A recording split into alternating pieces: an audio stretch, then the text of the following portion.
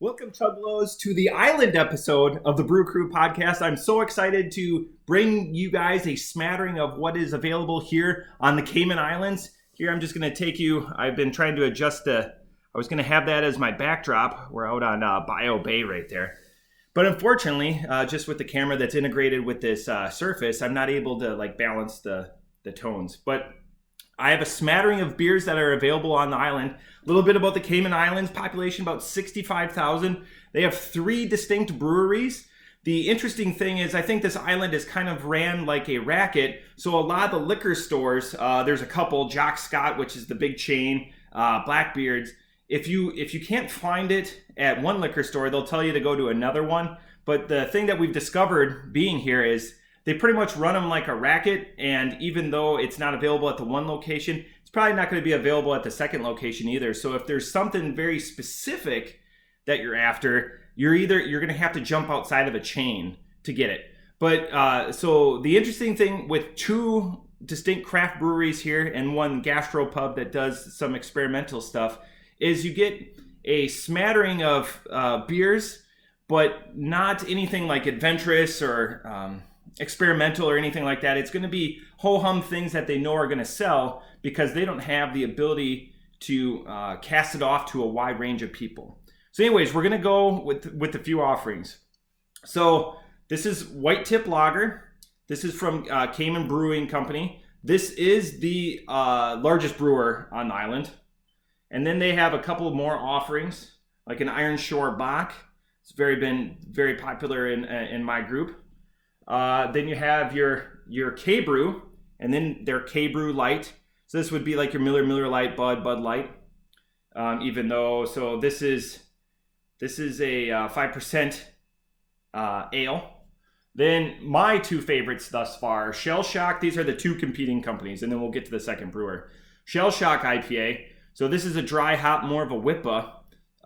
Again, this is made 5.2. This is what I'm going to be drinking today. And then my favorite one, I only have a couple of these left.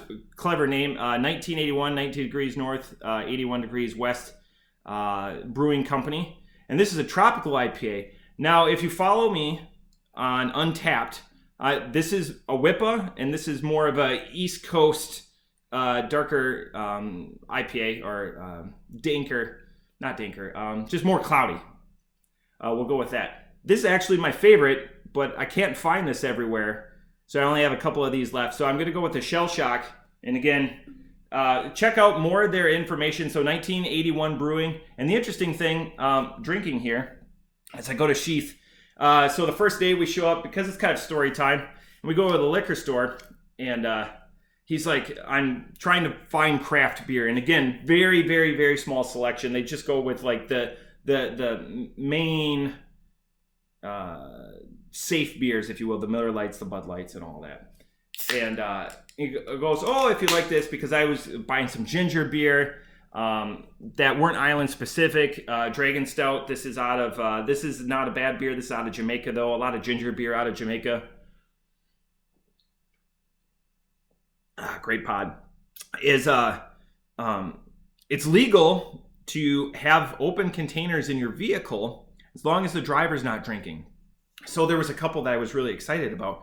He goes, oh, here, let me just pop that for you. And I go, really? He goes, yeah, it's not a big deal here. Just the driver can't drink.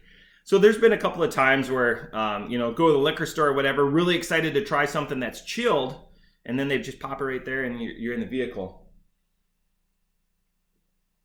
A couple of things about Cayman Brewing Company. Their fermenters, it's a $10 million initial investment in 2007, and they've been slowly upgrading it. But their fermenters are kept outside, so the temperature is always relatively 80 here. By the time that they go through the condensation and all that process, it requires more electricity to cool that back down, which I thought was neat, a part of the process, just to keep it.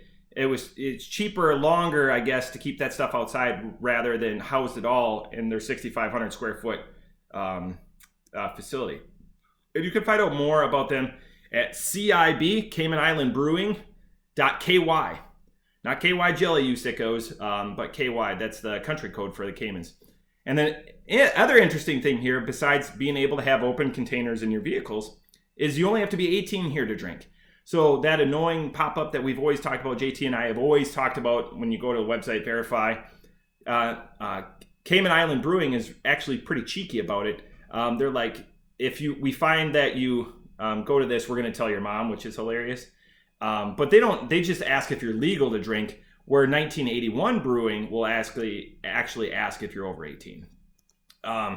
So anyways, about Cayman Island Brewing, because they were the first to do it. Again, they started in 2007, and that's what I'm drinking. Again, Shell Shock IPA, 5.2%.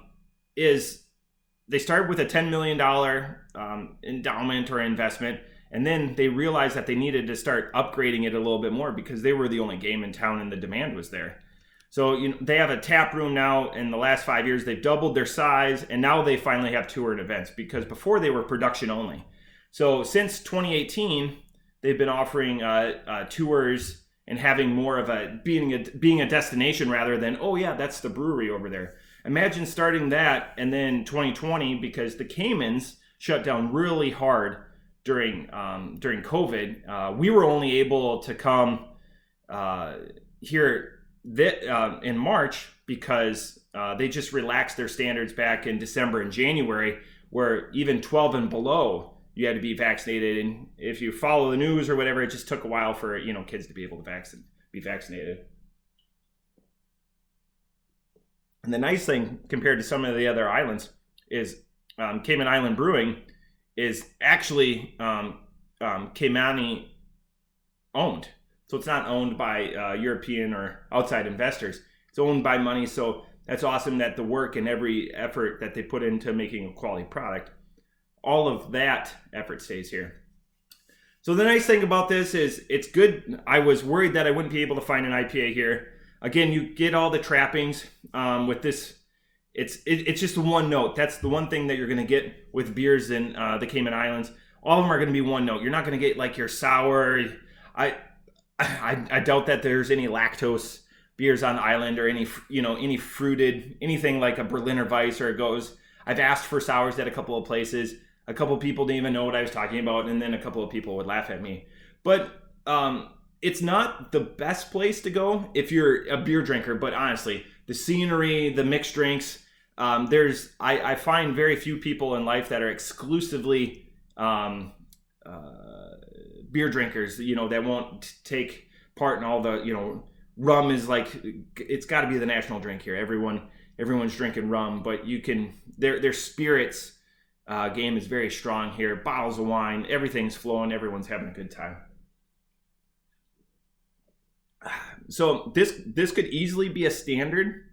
And again, like we've talked with like Lighthearted, and Truth has a little more complexity to it, but like your standards, they have a little more vibrance to them, a little more alcohol too. Again, this is a 5.2, where those standards that we talk about usually on the podcast are in like the 7s. So you could sustain on this longer, which is great because if you're out in the sun and sweating and everything like that, you're not just sitting there getting hammered, and you're going to be able to mix it up a little bit. And that's something like with their with their lagers and everything else, you're right around 4 to 5 in all their beers. The Bach is the heavier one. Again, that's why it's a little happier in my crowd, ring in at 7%, but I haven't seen anything over that. That seems to be the highest beer. Off the top rope, I forgot what I put this, so let's go with the Handy Dandy Untapped. The interesting thing here though is when you talk to the locals, they always say you can tell somebody that's from outside of the area because they're drinking beer rather than most of the island Caymanians. They drink mixed drinks. I guess a bang for the buck. So again, I did not rate this.